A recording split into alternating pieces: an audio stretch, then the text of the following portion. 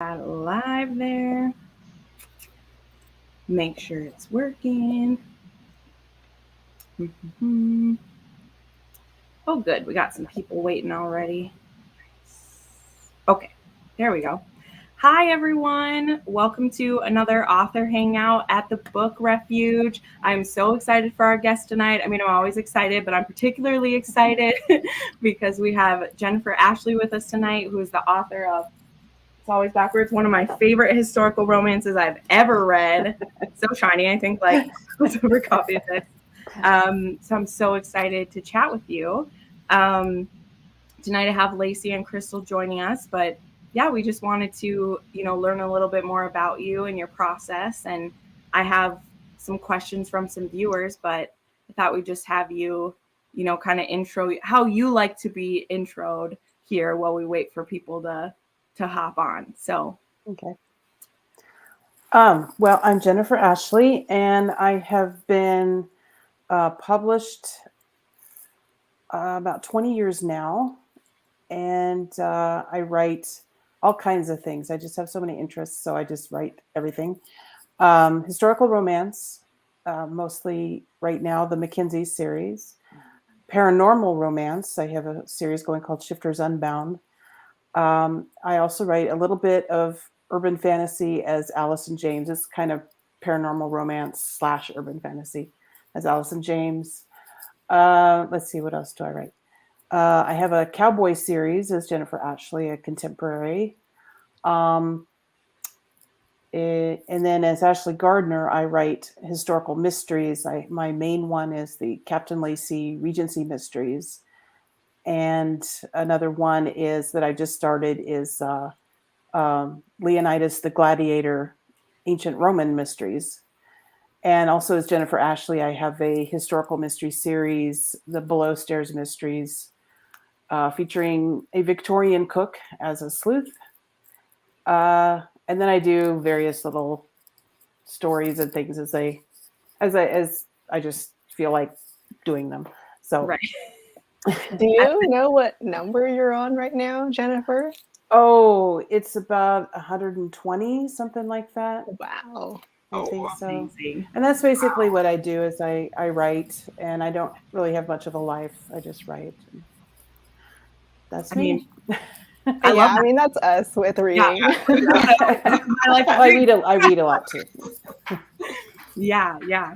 Well, we'll just kind of slide right in with this then because I feel like the flow already gets started. So these are some questions that I say start every author with. It's just kind of your journey of like, what first got you into romance, both like reading and writing it. And just go ahead. Okay. What got me into romance? Actually, when I started, I read a lot of fantasy. I love fantasy. And so I really wanted to be a fantasy author. And at the time, this was the 90s. I don't remember.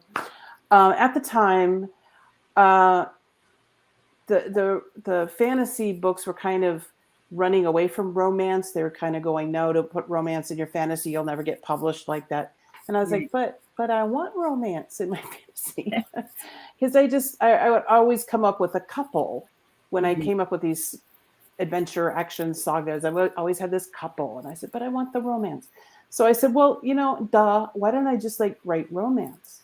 So I actually had never read any. So I went to the library and I went to the romance section and I just, went through books. And the authors that really stood out for me were Mary Jo Putney and Jo Beverly with their historicals. And I read those, and because I had read some others and I was like, oh, I don't really like these, but I read their books and I was like, oh, that's it. That's what I want to write. And so I just kept reading and I just started writing. And my first romances were absolute crap. And no one will ever read them because they were terrible. Just terrible. But when I started writing romance, I kind of fell in love with it. I fell in love with the genre and was like, this is awesome. I can, and with romance, like you can do any kind of book. You can write about billionaires, you can write about shapeshifters, you can write about cowboys, you can write about just ordinary people living their lives. You can do anything. So that it really, and I loved historical romance especially because I love history. So and about that time, Outlander, the books were coming out too. So that was also like, wow, you can do this. So I just kept writing it until, and at that time, indie publishing really wasn't a thing. It was you went with the traditional publishers or you sold books out of the back of your car. And I really didn't want to sell books out of the back of my car because I'm lazy. So, um, so I just kept submitting and writing. And most of my early stuff was rejected. And it's a good thing. It really is a good thing. No one should have read that. But I finally got, one book published. And then I think I surprised my editor because I just kept sending her books. I just read another one and another one and another. And finally they were just like, okay, fine, just send me what you got. And I started very slow and then just kind of kept going. A lot of determination.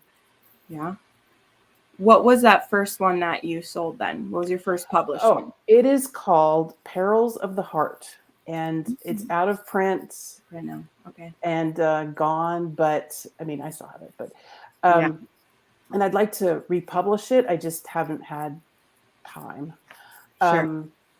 But yeah, it was that one, and it's kind of a high seas adventure romance with a lot of history, and I love high seas adventure. So I said, what the hell? I'm just going to write a high seas adventure. Yeah. And then my second book was called The Pirate Next Door, and that one really kind of took off and kind of made my career start. Okay. Yeah, I do have that one. Yeah, I did find that one. That was fun. Yeah. Okay. Yeah, I love pirate romances. I haven't read yours yet though, but I decided to take Regency and pirates and smash them together, and I just had a lot of fun with it. Yeah. I feel like most of the pirate ones that I've read, they've been like bodice rippers, which definitely has its place, but that's not always like a fun read when it's a bodice ripper pirate novel. These are not. Like, oh, I'm getting my pirate, but I'm also getting a lot of rape at the same time. Yeah, I don't like that either. But, so no, these are these are fun and funny, and I kind of spoof pirate romances a little bit when I'm writing them. So, but the history in it is real. I did a lot of research and I made it very realistic, but it's also just a lot of fun. Yeah. There was actually, I had 3 questions that were all like the same one, basically was about the level of like research that you do. Oh, okay. Because I mean, even in the Mackenzie novels that I read, there'll be quite a few paragraphs of like, this is what's happening in like Parliament right now and what's going on. So how do you go about that? Do you get, because this also I feel like pairs with this question. Sorry, I'm asking a lot, but is it that you do the research and you get the inspiration from that, or what's like whose story you want to tell and then you see what's happening? Like, how does it kind of like go for you when you are I know what you're saying. It kind of goes both ways. Like, I read a lot of history books and a lot of biographies and so forth. And sometimes I'll find a little nugget in one of these history books I'm reading that I go, ooh, that would be so cool to put that in a story or base a story around that. But then once you get a series going, of course, you say this is set in the 1880s, so you're kind of stuck in the 1880s.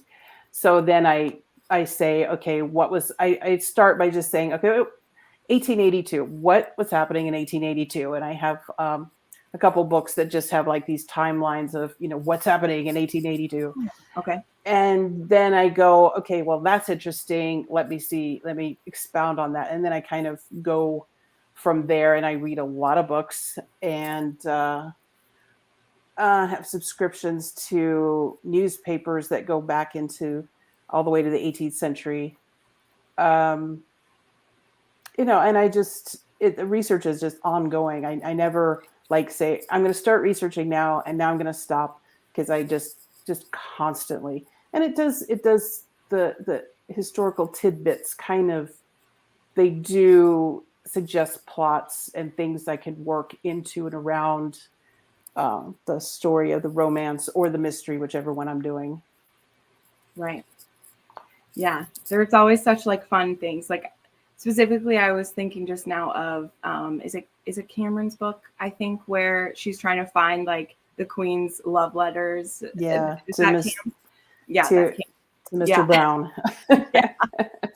Yeah, I've that heard of that was. mystery before. I don't know if that's real or not. Or like, Yeah, well, there's a lot of speculation that they might not have had an actual like sexual affair because they're kind of older, but yeah. but I think they had a really close relationship, and I think Queen Victoria, she seemed to get along with more the servants and the people serving her than she did with like her family and her contemporaries and stuff. It was like she could be herself with them. And I think they had a really close relationship. So who knows? She might have written him, dirty letters. We don't know. Do you ever find it hard or easy to balance like all this research with the plot and the romance? Is there something like a fun fact that you learned that you're like, I need to put this in a book, but I haven't had the opportunity yet? Yeah, since I am writing a romance or a mystery, I kind of have to I have to focus on that. So history is fascinating, and I would love to actually write historical novels, and I have plans to write just historical novels so I can put a little bit more history in. But yeah, you have to say, you don't want to go on and on, for pages and pages and pages of what was happening in with Benjamin Disraeli and everybody, when your readers are going, but what about where are the hero and heroine? What are they doing? They just, sitting there going, So yeah, you have to kind of balance. And I put in probably more when I'm writing my draft, and then when I'm revising, if it slows the story down, or I'm starting to yawn, then I will take it out. But so it's ongoing process. Makes sense. What is like a day of writing like for you? Now I always throw this out because people are like, every day is different, and I understand, but so I'm asking like kind of a variety of like, what's when you're like really in the middle of a story, or like, do you do your days the same every way? Do you like routine? How does it go for you? Yeah. Well, I try to write fairly steadily because I find that I like having time to write and then time to have the rest of my life. When I first started, I would just write for hours. I would get up in the morning and write, and I would just not stop. But after a while, I said, I do need to do other things like go outside and pet the cats. I need to, I need to have a little bit more life than just sitting at the keyboard. So what I tend to do, there's this program called Pacemaker. And it's a little program where you say, okay, I want to write a 90,000 word novel, and I need to have it done by March 20th. Okay. And I'm starting today. And then it will calculate for you how many words a day you need to write to hit that goal on March 20th. And that's very helpful for me because then I can say, okay, as long as I write 2,300 words every day, I will make my deadline. And then I'm not thinking to myself, oh no, I only wrote 2,300 words today. I should have written more. Oh, I'm never going to finish this book. Because every writer goes through that. But this way, it's just very nice. I go, well, it's not a problem. I wrote my word count. I'll make it. So I try to make sure, but I do make sure that every day I write a chunk, whatever, how big or small, because it's very easy to lose track and get distracted by everything going on on the planet. And it's easy to just not write and let your books just go. And I don't want that to happen because I like writing books and I like having new books out. And there's things I want to finish. So my day is kind of, I do, part of it is like I call the business of writing, a publishing part. where since I'm self-publishing, I have to do a lot of things like upload books, get covers made, um, advertise, that kind of thing, just business. So I do a few hours of that. I do a few hours of writing.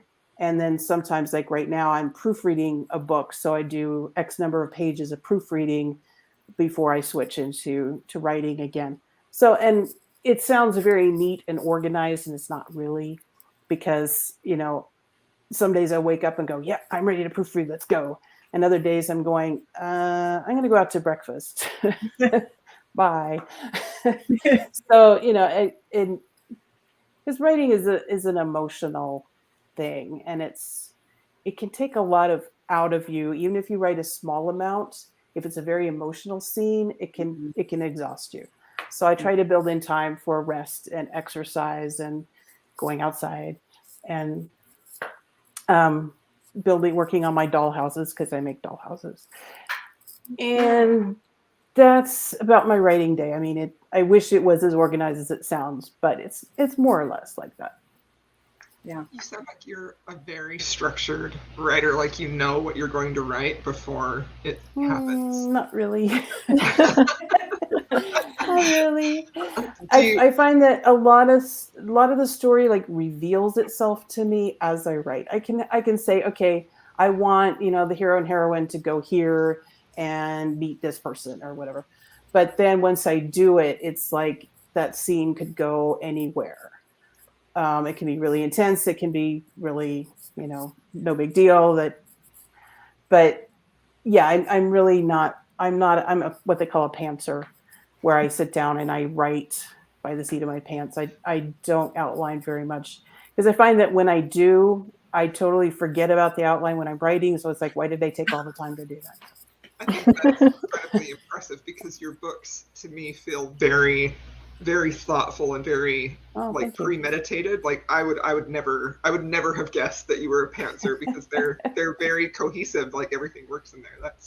Well, I do. Once I get the draft out, kind of the draft is, I guess, would be my outline. Once I get the draft out and I go, okay, this changed direction right here in the middle, then I can go back through and pull it all together. So a lot of that is rewriting.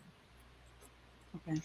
So you said that like writing can take a lot out of you emotionally if you write. So have you ever had, I'm sure you have, a scene that you thought was going to go one way and then it went a different way, and the emotional impact on you was not something you anticipated? Yes, exactly. Many times. I can't think of one specific instance because it happens a lot. I think that's something that hadn't ever really occurred to me until you said it like that, the effect that would have on an author. Yeah, it's hard to write the emotional scenes, because when I know that especially when I know when I'm getting to the end of the book and the scenes where you have to have a lot of dramatic moments and things have to happen, so you don't just stop the story and go, well, okay, they lived happily ever after, we're done. I always kind of hesitate and whiffle before I go into those scenes, because I know they're going to take a lot out of me. So I'm getting to that point in the book right now. So I'm like, I think I'll take a break and do an interview. Here's just a couple of fun ones. I'm just going to throw out, so people are commenting. Okay. Jess is our friend. She was just like, sun's important when we were talking about getting and then maybe laugh. Yes, it is. We're also like, we just had February for us was like fantasy romance February. So we totally are like, we want romance in our fantasy too. Oh, yeah.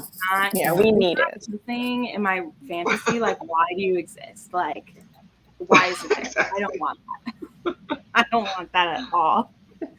But Jessen also started with fantasy, now we like romance. And that was kind of my journey as well. As like, I read YA fantasy from the age of 13 to like 20. Mm-hmm. And then I realized that the only thing I was like hooked on was them being together, and YA, I wasn't getting enough of them being together in the YA. So I was like, I think it's time to like level up here to some with that. What comes first for you, the characters or scenarios? Characters, definitely. Okay. I usually think of people. The people get in my head and walk around and they do stuff in there. And after a while, I say, okay, I have to, start a book with them because, yeah, I get really interested. Like when I did Ian Mackenzie, he just appeared and I was like, who is this guy? Yeah. And I had to find out about him and yeah, you got to talk about Ian. We should just stop and you should tell us where Ian came from and how it happened. That's really like everyone who is here, we really want you to talk about this. I'm interested in everything you have to say, I promise, but like talk about this. Let's do it. Let's just do it. Okay. Well, like I said, the Ian he just walked into my head and he was just really interesting. And I'm like, who is this guy? And his brothers also joined him and they just were them, you know what I mean? I could see like Mac and his, broken up with his wife and what was with that and why is Cameron so, big and growly and what's hard to deal, So I knew those four plus Isabella were there and Daniel, the Cameron's son, were there. Because I'm like, here's Cameron, he's got this son, what's he gonna do with him, So they just were in my head and I'm gonna say for years, because I was working on other books for my publisher, and finally I got to a place where I really wanted to write these stories about these guys. And I was like in the middle of a contract and and the contract was very vague. It just said, book 2 of this contract will be a historical romance. And I was like, how about I do this? And my editor was like, I don't think they really cared because I wasn't a huge big name author or anything. And so they were just like, okay, yeah, whatever, just turn it in. So I was like, okay. You're like, I'm going. And I'm glad that happened because I think if I had pitched the story of Ian at that time, if I had just pitched it and tried to sell it, I don't think anyone would have bought it because it was really not the standard romance at the time. It's pretty dark. It's pretty dark, in my opinion. It can be dark, yeah. And at the time, there weren't really that many neurodiverse heroes, and people were just really didn't want it. If the hero wasn't the big bad alpha male with nothing wrong with him, perfect, they didn't want it. So I got very lucky to slide that book in. But for the storylines, actually, Ian's heroine, it took me a long time to find her. Yeah. There was about 4 others I started writing. I got about 100 pages and I was like, this is totally wrong. And I threw it away. Mm-hmm. And it's like I hired and fired about 4 heroines. Wow. Before I the character of Beth came to me. And I liked her because she didn't need to stay with Ian. She had money and she would be okay if she didn't end up with Ian. She would be okay. She'd be sad, but she would be, she didn't need him for his money. She didn't need him for his power. She didn't need him at all. And I like that because the reason she was with him is because she wanted to be. She wasn't stuck. And I didn't want that. I wanted her to have the choice. And so staying with him was her choice. So, and yeah, it took a long time to find her. Yeah. I'm sorry. I'm literally crying now. Beth is one of my favorite female heroines I've ever read. And I don't know why I'm crying. We're going to blame hormones because you haven't said anything that I'm like, why am I bawling about this? Emotional, but I'm glad you like her. I really like her too. It was like, she's right. And then I started writing and that story just flowed out. Yeah. It was awesome. She's a perfect perfect match for She's Ian. one of the only people who just get her, like get him without like. Yeah. She's like, I don't have to understand him. Right. He's just, but she does. Like she understands him better than all the people that have been around him his whole life. Exactly. Yeah. She's so great. I'll go back to this because Jess and because I mean this scene is just, it lives in my head rent free. That when he just walks in and I just can't. It's so amazing. It's so amazing. I know. I'm just like, it's so fantastic. And yeah, just everything about that couple. So that is, I mean, most of the heroines in that series too. Like Beth is like the rock star for me, but they're just all so strong and so unique. Like I just reread The Duke's Perfect Wife in preparation for this, and like Eleanor is just fantastic. She's the only person who can just set Hart on his ass, and his whole family knows it. His whole family's like, oh, you're gonna try to get Eleanor back. Okay, good luck, buddy. Let's place the bet on this. But I just love that. I love how they're like perfect foils, but yet like perfect for each other. And Hart is just like, where'd you get the idea for him? Like the spicy boudoir photos of him, and he's like a dom, and like where did he come from? Like you said, he just appeared. He really did just appear, but you know, I was thinking, you know, here's this guy, he's got all this power, all this money, and you know, he became very, you know, like I can do anything. And he also, you know, he had a bad father, so his dad was a bad dude and he needed to go. But you know, so part of it was reacting to his father and taking control where he could, because with his dad he could not. Until, you know, he grew up. But you know, like when he was a kid, his dad was horrible, and so he, you know, he didn't have that control. So you know, when he was with women, he did. And then he met Eleanor, you know, and that went out the window. But I'm trying to remember actually where I came up with the idea of the photos, and I, you know, and I'm sorry, it was a long time ago, so I can't remember it right now, but I do recall that I was looking at, I came across a book or something of Victorian photos and saying how Victorians love to do these nude, risque kind of photography. I mean, we didn't invent porn. They did a long time ago. And also Victoria and Albert, Queen Victoria and Albert used to collect these nude photos. I did actually know that. And, you know, I thought, well, that's interesting. And I said, well, you know, and also I had to have, you know, Eleanor have a reason to approach him again. And for a compelling reason.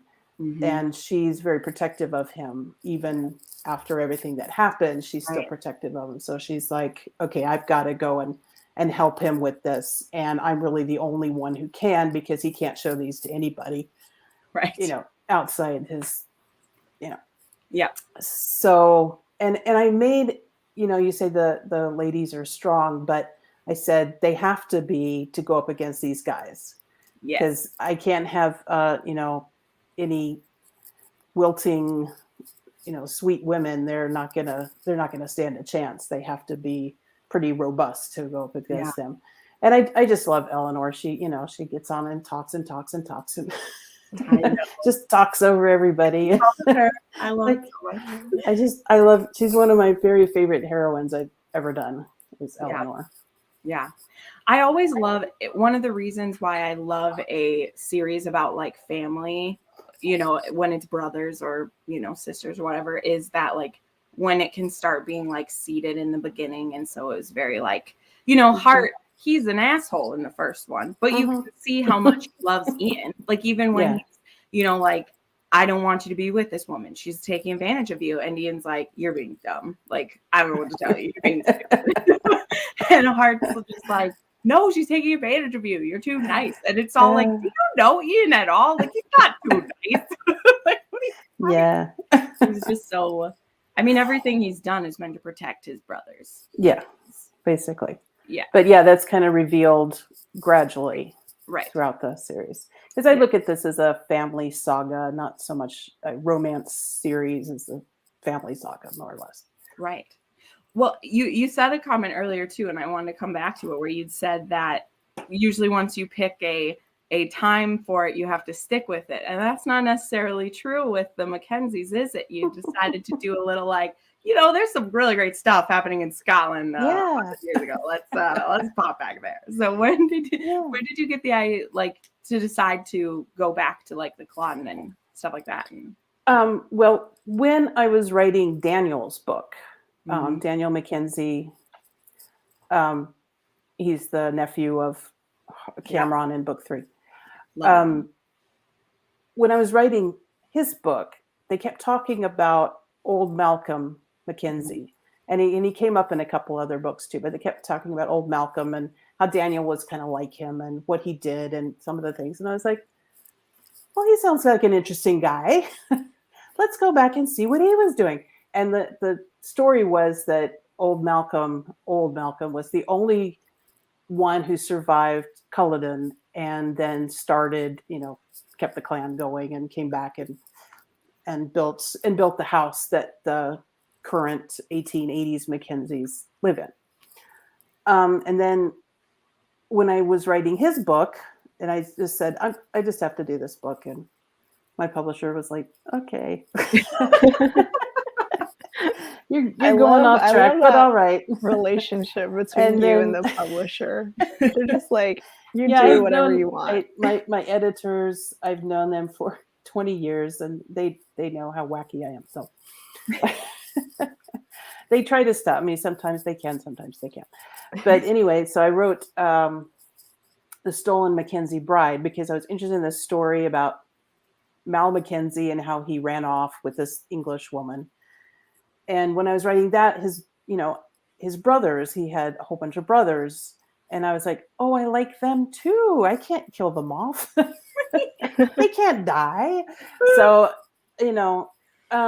I said, okay, well, let's just say that they officially are dead, but they really are not. So I got to write 2 more books about his brothers, Lord Will and Alec and Will. And I really enjoyed writing in the 18th century. I love the 18th century. I wish I could do it more. It's not a terribly popular time period in romance, but I love it. It's a really cool era. The only problem I have with it is, all the women had that big hair, and and so I go into decades ways to get away with that. but it wasn't the whole 18th century where they had that. It was only like about 15 years, so I would just avoid that time, and I'm okay.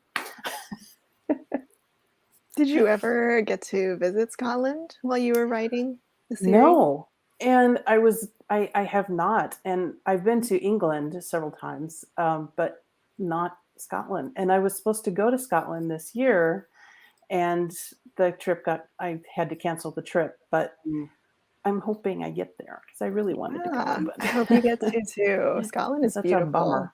Yeah, so no, so beautiful. Love it. I've done so much research on it that I know everything about it, but I just haven't walked the roads. You could be like a tour host yourself. Yeah, I know. That would be cool. There's so much fun there.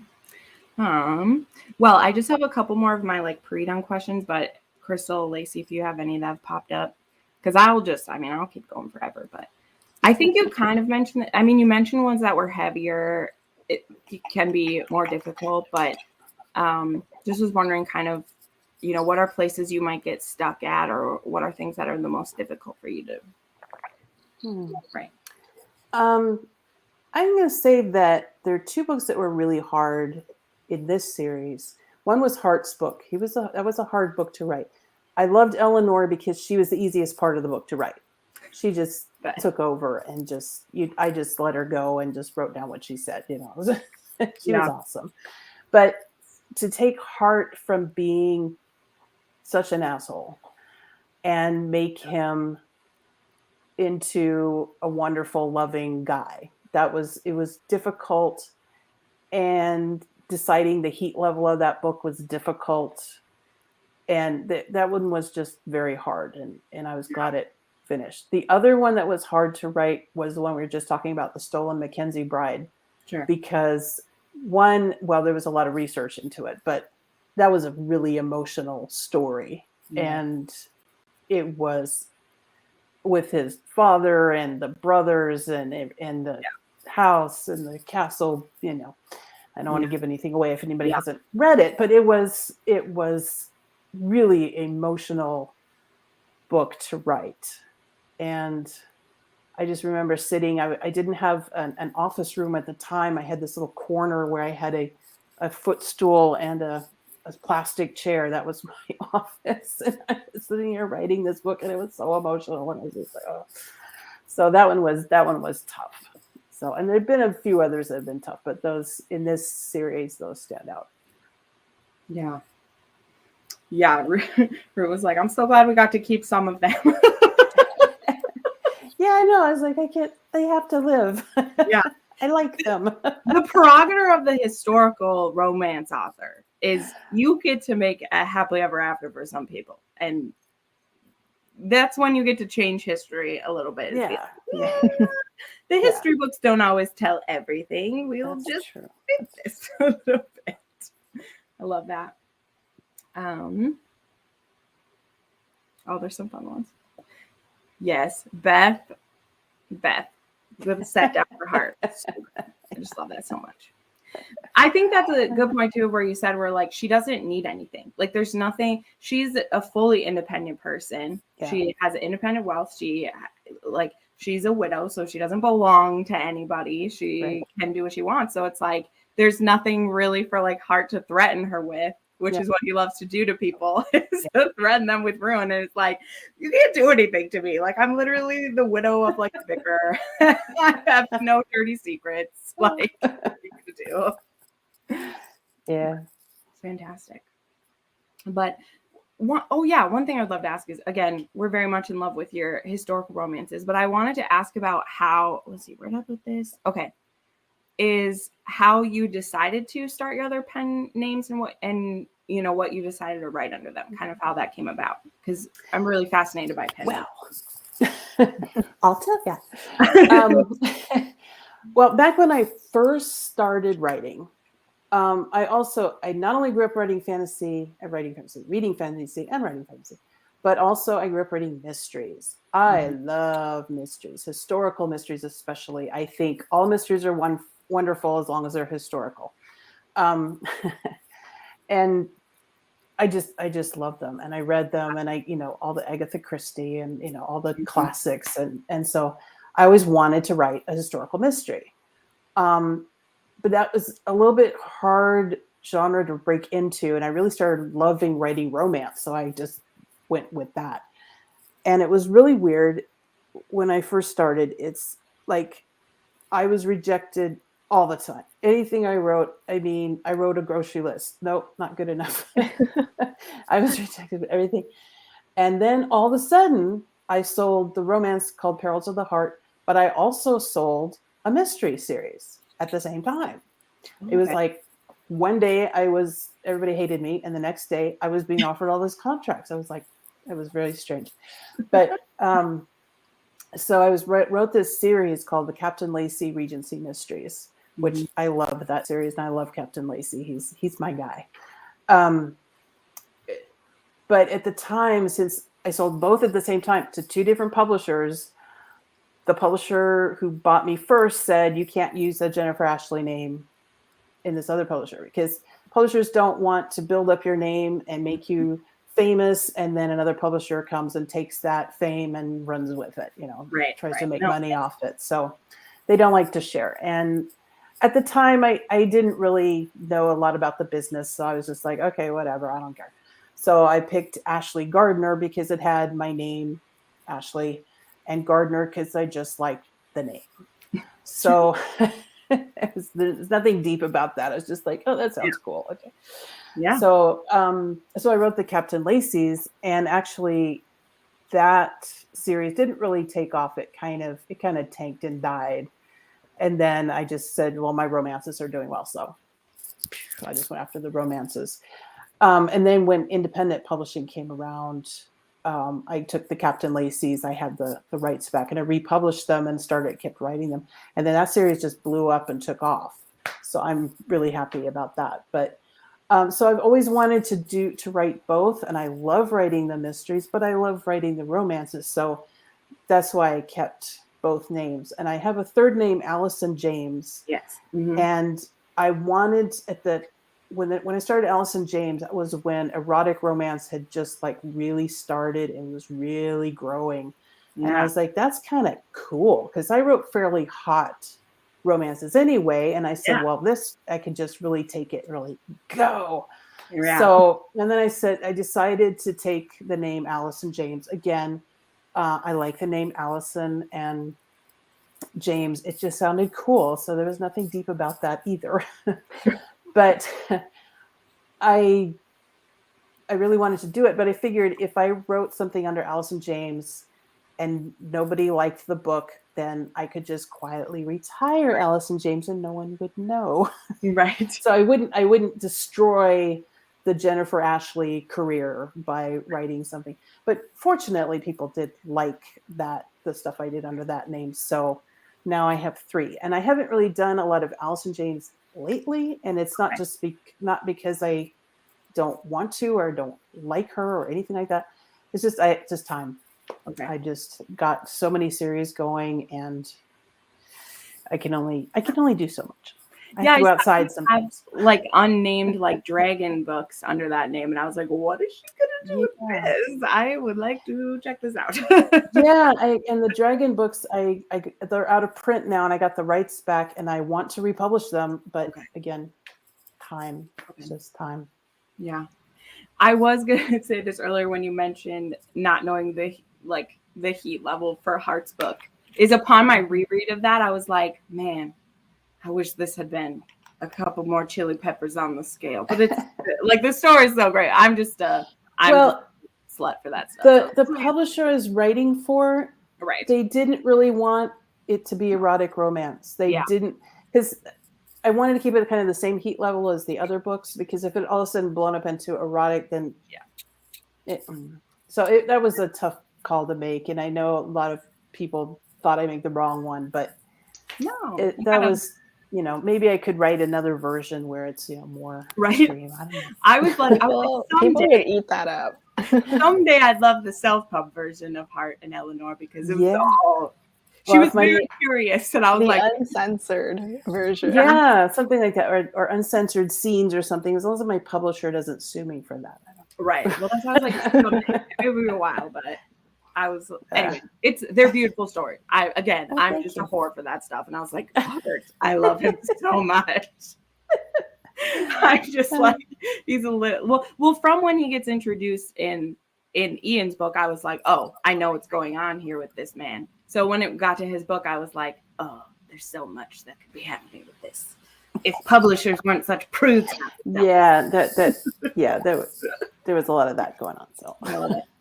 Yeah, I was seeing Tales of Shireen. I was seeing this on your website. Yeah. I was like, I need to peek at some of these because I didn't know about this pen name. Yeah, if you want heat, read Tales of the Shireen, because they are it's like a sci-fi series, sci-fi romance, but it's not really sci-fi like spaceships and battles and stuff. It's just set on another planet, and that was fun too, because I'm a sci-fi nerd, so that was a lot of fun to write. But that's a really hot series, and I hope to actually do more of those, because aliens are back in. Like, it is the time.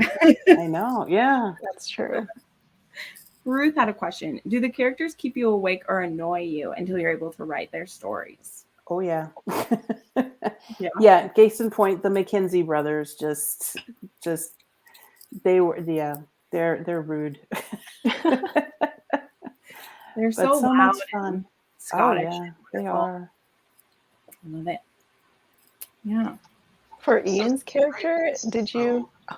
Go ahead. You go ahead. Oh, go ahead, Crystal. Okay. For Ian's.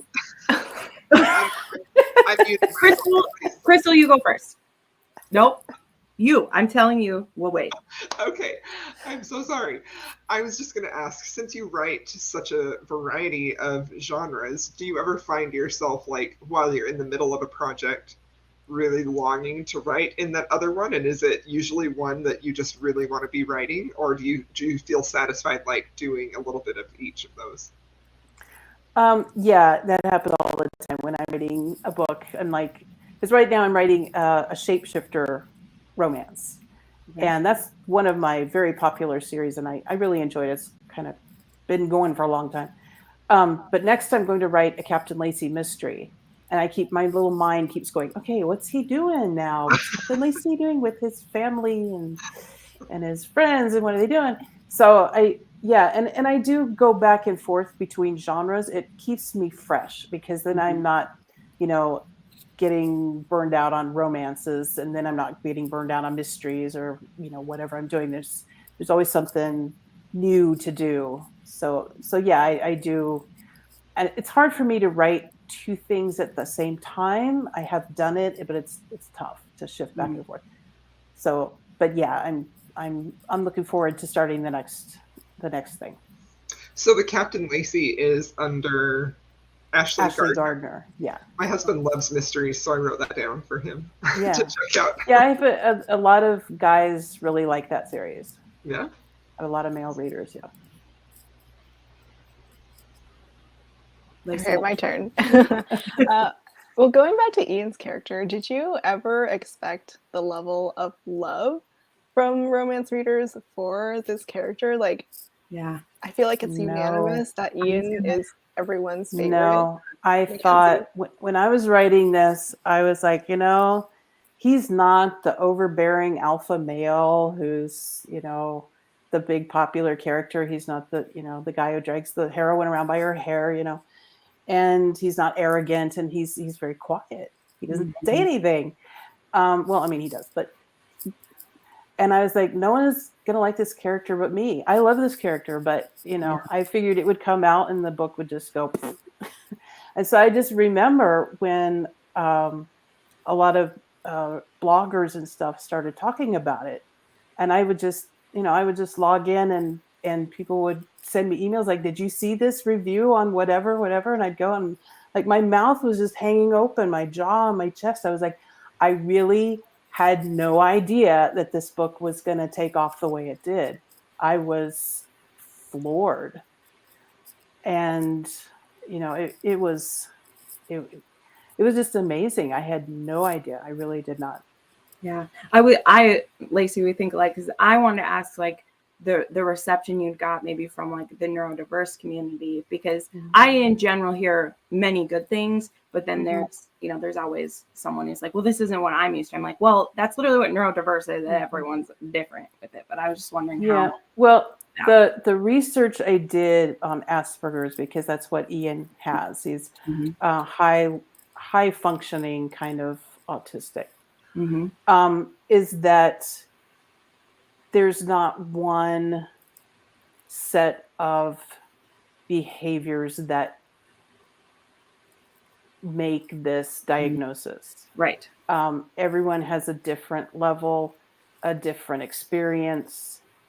And I have had many people on the spectrum contact me privately and say, you nailed it. And also to say thank you for making someone like that a hero and find, a happily ever after. Yeah. So wonderful. Oh, he's so wonderful. I wanted to ask this too. So go, Joe. She was like, he seems to be the mastermind behind everyone's role. The man who doesn't believe in love.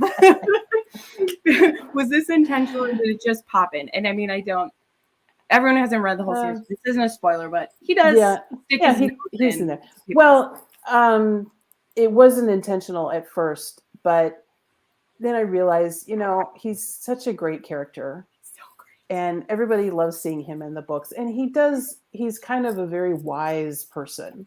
Mhm. And when other people are just running around like, their heads are cut off, and he just walks in and says, that, and they're like, Yep. oh yeah. So, and I enjoy writing him. So I don't, I do bring him in to help out. Yeah. I want the story to be about the characters in Mhm. the book, but Yeah. Ian can come in and things. So great. I mean, he lives through such horrors in his life, and the fact that he isn't actually mad after everything he Right. goes through is He's very strong. Yeah. And so good. He deserves a bath. And Ian as Ian as a dad is the literal best thing that's ever been written.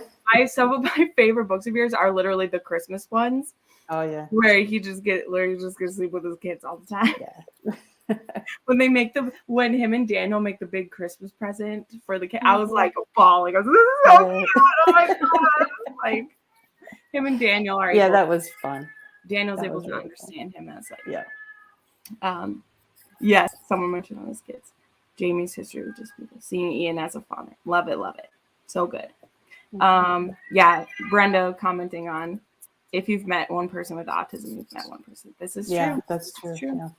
I mean, well, especially I feel as like was written with such like dignity too. Like this isn't there's these bad things that have happened to him, but he's not used as like I don't know. He's not used as a prop. This is his love story. This is his romance. It's the beginning, what starts it. And so even if someone might not have, if someone to them, this isn't the experience they've seen, I'm like, well, it's not done as like torture porn. Like what happens to him is not done to be sensationalized. Like that's his story. Exactly.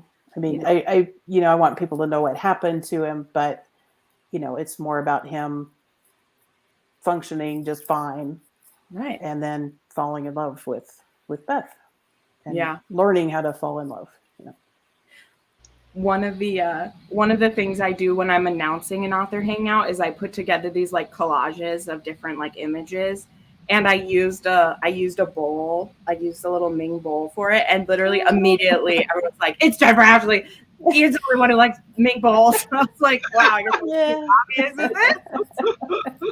Because I had Scottish imagery and then this little Ming bowl, and so of course, well. People think that I'm a goddess, apparently, and they think that I would have Diana Gabaldon, which I would love that. But I was also like, guys, there are other wonderful Scottish writing authors other than her. But I was like, is there any Ming bowls in Alabama? Well, who knows? People see plaid, people see a kilt, and they're like, right. I'm like, oh, well, I loved other Scottish things before Outlander, before I even knew about Outlander. But anyway. Yeah. So you said that you read a lot, Jennifer. Do you have any current books that are your favorites? Like what types of genres do you read? It sounds like you probably read pretty broadly. Yeah, I read a lot of mysteries. I started Amanda Quick's mystery series that's set in like 1930s Hollywood. It's like, that's cool. Yes. That is very cool. Yeah, so I started reading that. I've been reading some books by Susanna Kearsley. She does it's more historical novels, but there's romance in them. So there's romance in everything I read. Same. And then I love mysteries, so I read those a lot. Actually, right now I'm reading a Japanese set historical murder mystery because that's the way I roll. Sounds amazing, honestly. Really fun. Yeah. Well, did anyone else have any other questions? Do you have any other questions, Lacey, or anything popped up for you? I mean, I guess what's next for us, Yeah. What you got coming on next? What's your lineup? Oh, okay. Well, actually, Mackenzie did just come out in November, and that was Jamie Mackenzie, which is Ian's son's book. And I'm hoping to I want to continue with his kids, with the two girls, and then some of the other Mackenzie offspring, because, like I said, it's a family saga, so it's gonna keep going. Are you gonna connect the two? Is that what's gonna happen? Yeah. Yeah. That's amazing. And let's see, I'm writing Shifters Unbound, which I'm up to. I can't remember what number it is, but it's pretty high in It's like the 19 series. or 20, in the Yeah, 20s. something like that. So I'm writing this called Tiger's Daughter, and it's about Connor Morrissey, who is the nephew of the hero in book one. Okay. And I just read that one because I wanted to test did out your too. journal. So I was like, yeah, and so yeah, it's time has moved on, and he's growing up, and there's Tiger. If you haven't read Tiger's book, it's called Tiger Magic. I highly recommend that one. If you liked Ian's book, you'll like Tiger's book. I heard that one's a favorite of people. So yeah, people really like that one. So and this is the book about Tiger's daughter. Why it's called Tiger's Daughter. Very brilliant title. Simple. yeah, very enough. clear. I like that. And then I'm doing another Captain Lacey mystery, and then I'm going to do another Gladiator mystery. That's another book. The first one is called Blood of a Gladiator, and I was really surprised at the reception of that one too. People were really liking that story. It's about a gladiator who gets freed from being a gladiator, and now he solves crimes because what else is he going to do? So, and then I think I'm going to be writing another Mackenzie, and and my Cat Holloway murder mysteries and mysteries. I've been writing those, and that new one is going to come out in August, and I just put in a proposal for book 7 for that one. So, nice. I'm just going, and there'll be some new things coming out too. I'm excited. Probably end of the year or beginning next year. Okay. Because go ahead. No. I was just gonna say I have my eye on.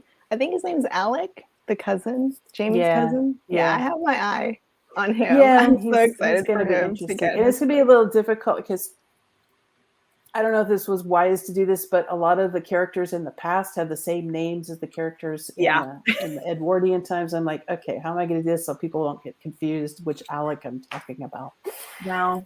That's what they did in the old times, though. They did, I know. So I was trying to be realistic, but it's you need a new nickname then when you get to them. I know. I think so because I wrote a book called the Alec Mackenzie's Art of Seduction, but it's not that Alec Mackenzie. It's the one in the 18th century. Yeah.